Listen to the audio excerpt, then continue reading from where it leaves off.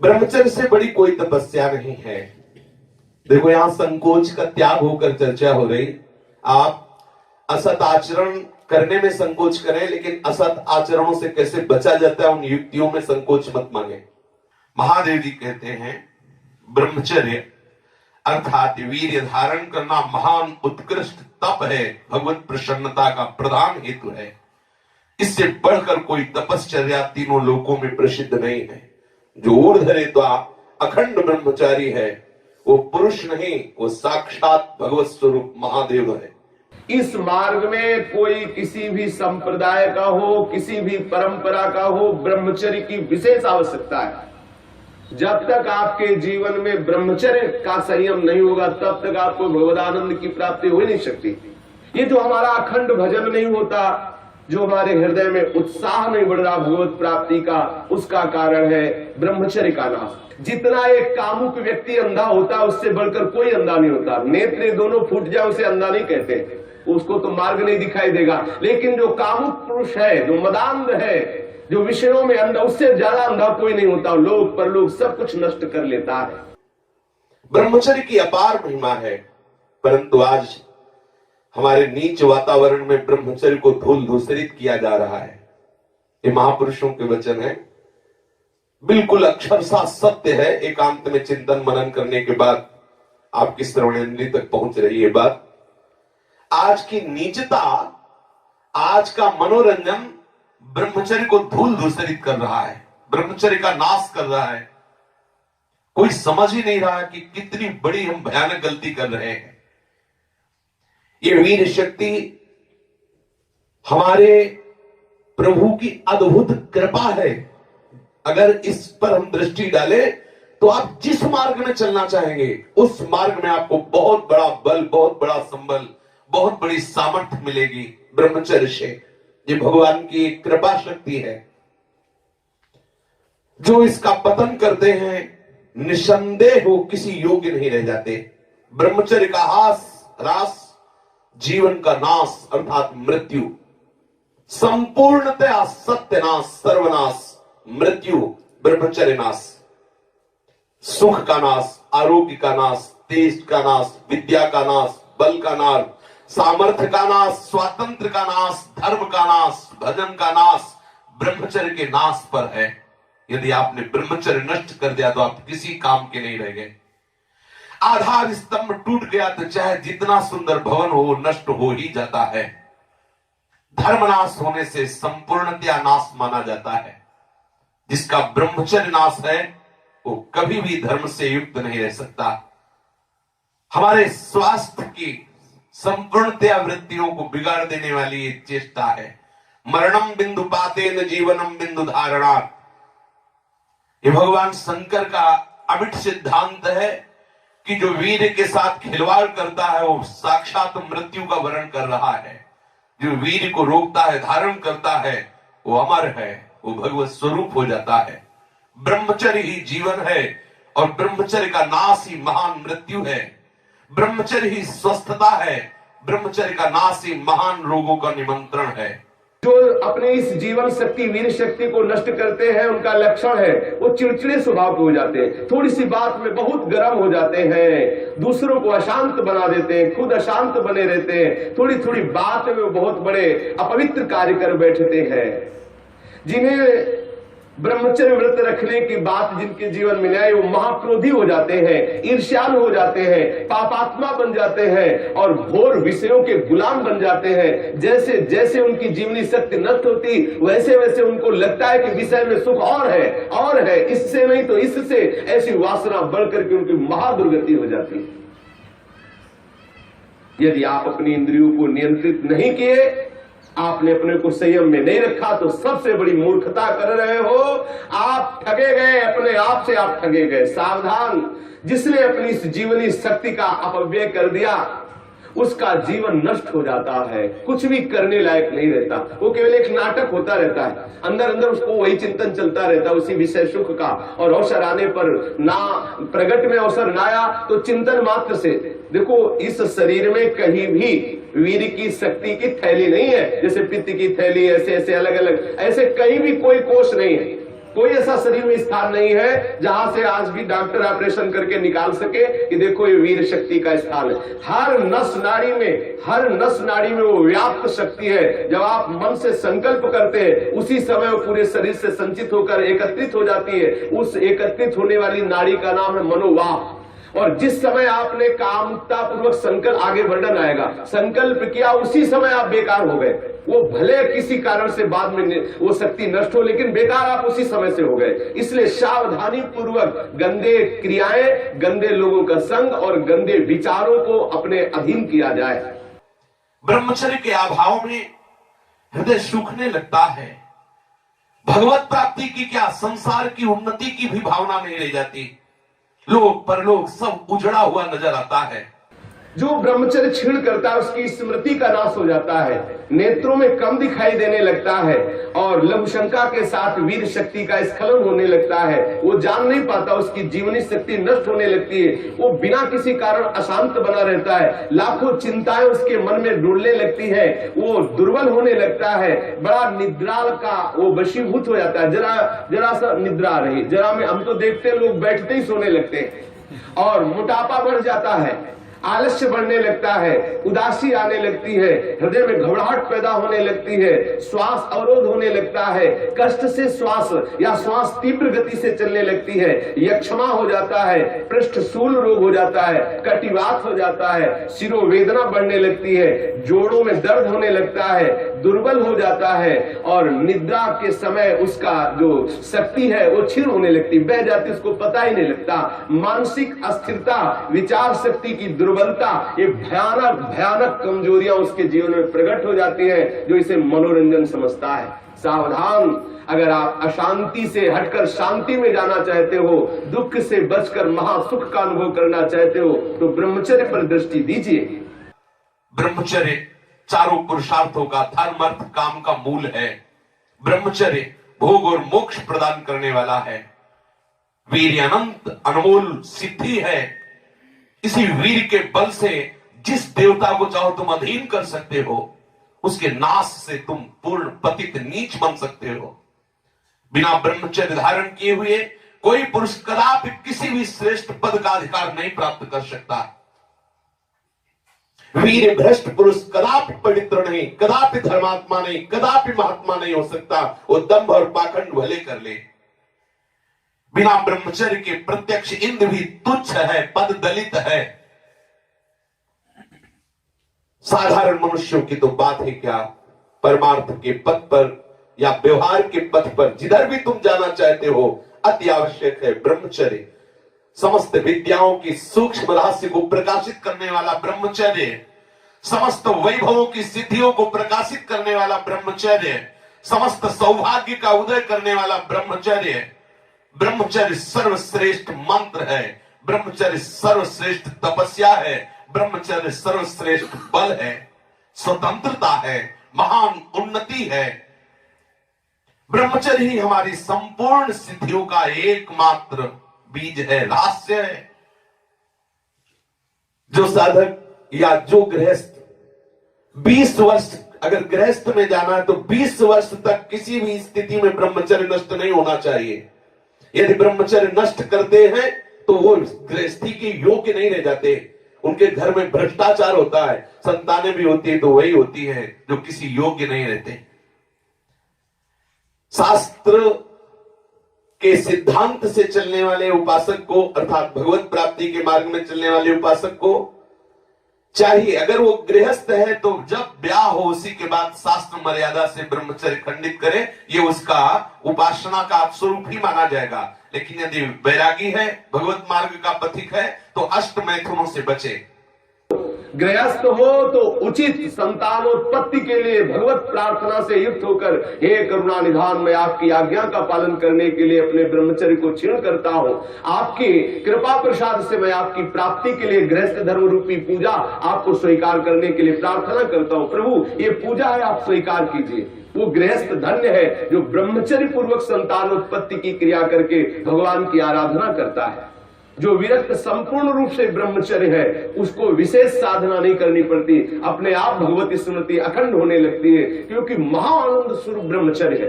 महाआनंद, आप सोच भी नहीं सकते कि ब्रह्मचारी को कितना आनंद होता है।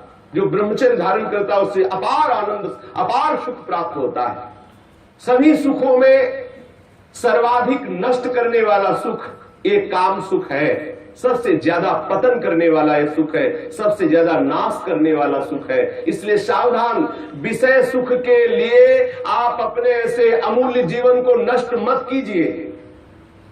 पहले जो गृहस्थ जन होते थे ब्रह्मचर्य, 25 वर्ष तक तो सब कोई ब्रह्मचर्य रहता था, चाहे वो गृहस्थ हो, चाहे वो विरक्त में जाना हो, चाहे वो जिस मार्ग में जाना हो। 25 वर्ष तक तो सबकी नींव ब्रह्मचर्य से युक्त होती है। अब 25 वर्ष तक तो हजारों दुर्गति हो जाती है, क्योंकि ऐसे ऐसे साधन चल चुके हैं, ऐसा कुसंग हो चुका है, वो दृश्य देख देख करके उनकी भावनाएं दूषित हो गई, वो अपने को नष्ट कर लेते हैं। फिर क्या रह गया जीवन? ये अमूल्य मनुष्य जीवन किस काम का रह गया?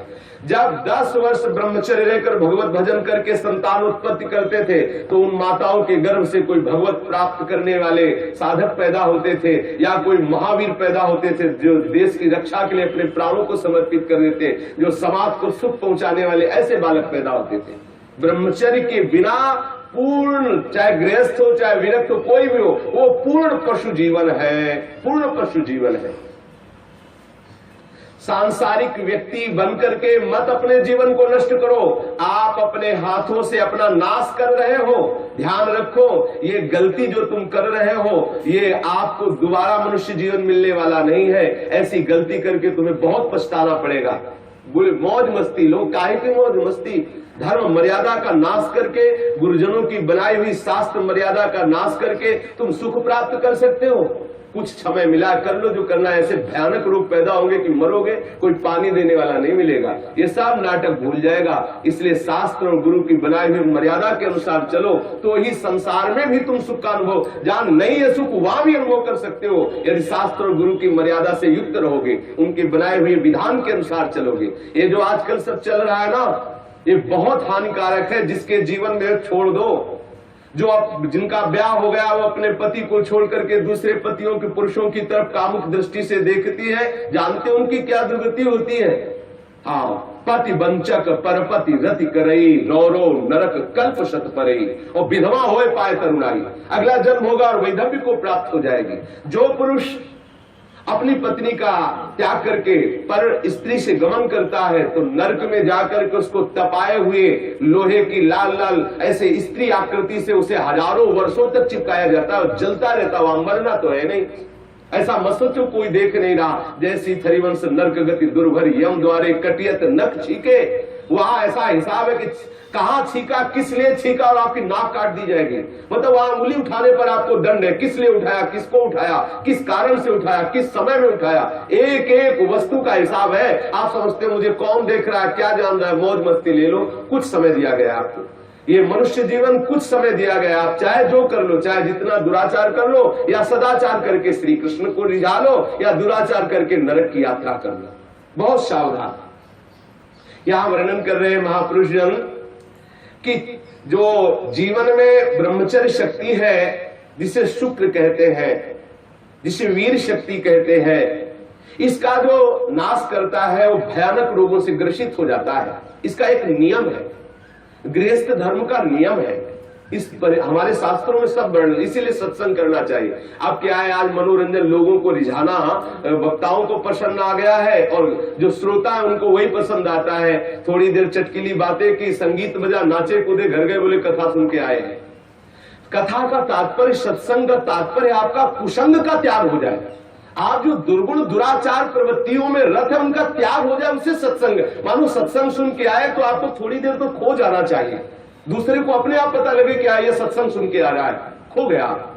अपने अंदर की कमियों को देख देख करके वो रो रहा है, हे करुणा निधान, मैं इतना नीच हूं, अभी तक तो मैं जान ही नहीं पा रहा था कि ये गलतियां हैं, मैंने कितनी गलती की, हे करुणा निधान, अब मुझे इन गलतियों से उबारो। सत्संग वो वस्तु है जो अपनी ब्रह्मचर्य शक्ति को नाश करता है, तो उसकी शारीरिक शक्ति नष्ट हो जाती है।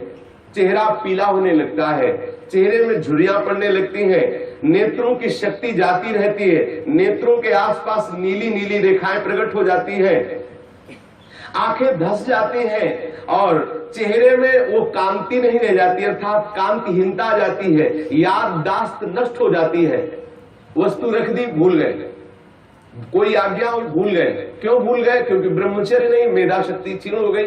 भगवत स्मरण करोगे, कैसे भजन होगा? क्योंकि भजन वाली वस्तु तो आपने नष्ट कर दी। खिलवाड़ समझते हो क्या इससे? ये मनुष्य जीवन आपको मिला है भगवत प्राप्ति के लिए। सावधान, संतान भी प्रकट होगी तो महावीर और भगवान का प्रेमी महात्मा पैदा होगा यदि आप ब्रह्मचर्य से रहोगे। और कुमारगामी रहोगे तो अप्पू गप्पू पैदा होंगे, फिर जूतों से मारेंगे आपको और बुढ़ापे में पानी नहीं देंगे, सड़ोगे ऐसे पड़े। जो सावधानी पूर्वक इसकी रक्षा नहीं करते उनको अनेक बार बड़ी बड़ी भारी विपत्तियों को भोगना पड़ता है। आप क्या समझते हो? जिस वीर शक्ति से ऐसे सुंदर संतान की उत्पत्ति होती है, उसी वीर शक्ति को आप मनोरंजन में नष्ट कर रहे हैं। ये हत्या है, हत्या। शास्त्र वर्णन करते हैं आपको भोगना पड़ेगा उसका दंड। जैसे माताओं के गर्भ में पलते हुए शिशु को वो गर्भ हत्या जैसे पाप कर देती है, ऐसे पुरुषों को सावधान रहना चाहिए। संतानोत्पत्ति के निमित्त से किया गया ब्रह्मचर्य खंडित भगवत उपासना माना जाएगा और अपनी वासना से प्रेरित होकर ब्रह्मचर्य नष्ट करना या अन्य उपायों से ब्रह्मचर्य नष्ट करना वो हत्या में लिखा जाएगा। इसीलिए अंतःकरण मलिन हो जाता है और भगवत भजन का केवल वो एक क्रिया मात्र होने लगता है, आनंद का अनुभव नहीं होता। आपको यदि भगवत प्रेम प्राप्त करना है, भगवत भक्ति प्राप्त करना है, तो आप अपनी इस जीवनी शक्ति की रक्षा कीजिए। आप अपनी जो आंतरिक वृत्ति कामुक हो चुकी है उसको संभालने की चेष्टा कीजिए। जो अपने इस स्नायु तंत्र को पुष्ट रखना चाहते हैं उनको अपनी इस मूर्खता को खोना होगा। क्या मूर्खता? वो सोचते हैं कि मैं विषय में अपनी ब्रह्म शक्ति को नष्ट करके, बादाम पा करके, दूध पी करके, मकरंद ध्वज खा करके और अपने को फिर पुनः पुष्ट कर लेंगे। ध्यान रखना, ये जितना पाओगे उतनी वासना पुष्ट होगी।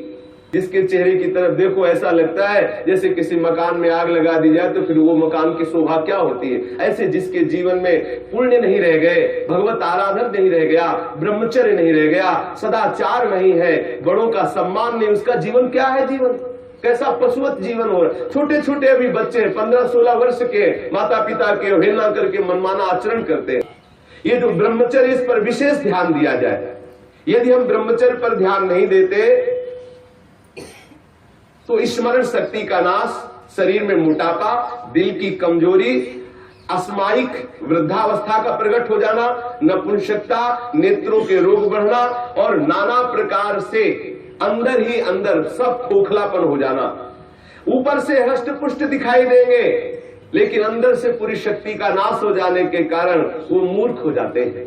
मतलब बुद्धि भी मूर्ख हो जाती है, शरीर भी शिथिल हो जाता है, किसी काम के नहीं रह जाते हैं।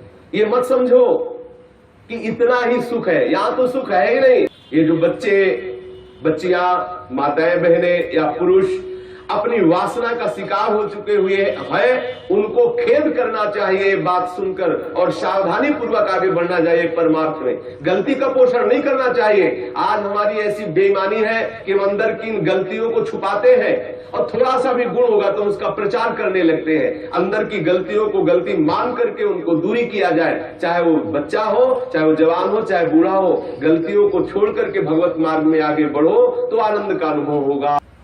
ये प्राणों की पूर्ण शक्ति है, जीवनी शक्ति है, इसे व्यर्थ में नष्ट मत करो। सावधान हो। देखो आप थोड़ी देर ब्रह्मचर्य रह करके देखो, आपके नेत्रों में चमक आ जाएगी, आपके कपोलों पर लावण्य आ जाएगा, आपके हृदय में बिना कुछ किए एक आनंद की लहर सी दौड़ती रहेगी। थोड़े दिन रह के देखो। कुछ दिन ब्रह्मचर्य रहने पे कष्ट का अनुभव होता है। जब अंदर वासना होती है ना, वो प्रेरित करती है। जैसे जैसे ब्रह्मचर्य बढ़ता वैसे वैसे अंदर आह्लाद होता है। वो हम आह्लाद को नहीं सह पाते तो लगता है कि यदि ब्रह्मचर्य क्षीण हो जाए तो मुझे सुख मिलेगा, ऐसा लगता है। यदि सत्संग हो और भजन पूर्वक हम जीवन व्यतीत करें, सदाचार पूर्वक भोजन शुद्ध हो, तो कुछ ही महीने में वो ब्रह्मचर्य जब पकने लगता, थोड़ा सा आनंद अनुभव होते, सहने लगता, पहले तो थोड़ा कष्ट होता है। अगर 1 वर्ष ठीक ब्रह्मचर्य रह जाए और कुसंग ना हो तो इतना आनंद उसको अनुभव होने लगेगा, देखेगा नहीं इस नारकी खेलों की तरफ, इधर संसार के इन दुर्गुण दुराचारों की तरफ देखेगा भी नहीं, पर कुसंग ना होने पावे। अगर कुसंग होगा तो 20 वर्ष ब्रह्मचर्य रहने के बाद भी पतित हो जाएगा। कुसंग से सर्वदा बचता रहे। 1 वर्ष अगर ब्रह्मचर्य, हो सकता है थोड़े दिन कठिन लगे क्योंकि गलत अभ्यास हो गए, 1 वर्ष ब्रह्मचर्य रहिए। अपने आप स्वाभाविक जो क्रिया होती है उस पर दृष्टि मत डालिए, आप अपने संकल्प से कोई गलत कार्य मत कीजिए और ब्रह्मचर्य रहिए, तो आपको आनंद का अनुभव होने लगेगा। भजन करना नहीं पड़ता, अपने आप भजन होता है। नींद कम हो जाती है, आसनों पर जितनी देर चाहो आराम से बैठ सकते हो, और कोई भी रोग हो वो अपना पूरा प्रभाव नहीं डाल सकता, क्योंकि आपके अंदर ब्रह्म शक्ति विराजमान है। जो ब्रह्मचर्यहीन हो जाता है वो भजन का लाभ नहीं ले सकता है। मन, प्राण तथा ये ब्रह्मचर्य, ये तीनों एक ही है। जिसका ब्रह्मचर्य ठीक, उसके प्राण सूक्ष्म हो जाते हैं और मन शांत होने लगता है। जिसका ब्रह्मचर्य ठीक नहीं, स्थूल प्राण होने लगते हैं। पहचान है, ऐसे भैंसे की जैसे श्वास निकलती, जब सोते तो बड़े भारी ऐसे घोटे शोरगुल होता है, स्थूल प्राणों का लक्षण है। और मन उनका चंचल होता है, उनकी श्वास, उनका मन, उनका ब्रह्मचर्य, तीनों क्षीण होने से फिर न कोई भजन होता है, न कोई साधन होता है, न कोई चिंतन होता है। जिसकी श्वास स्थूल होती, मन चंचल होता है, उसका चिंतन एकाग्र नहीं होता है। ये बहुत काम की बात है, इसे संभाल कर रखिए। मत समझिए कि कोई साधारण बात हो रही, इसको संभाल लीजिए। यदि आप विरक्त हैं तो संपूर्ण रूप से आप सावधान हो जाइए। यदि गृहस्थ हैं तो संयम में आ जाइए। एक पत्नी व्रत धारण करते हुए, संतानोत्पत्ति की भगवत पूजा का भाव रखते हुए ही गृहस्थ धर्म में ब्रह्मचर्य को खंडित कीजिए, अन्यथा ब्रह्मचर्य को धारण कीजिए। सावधान रहिए।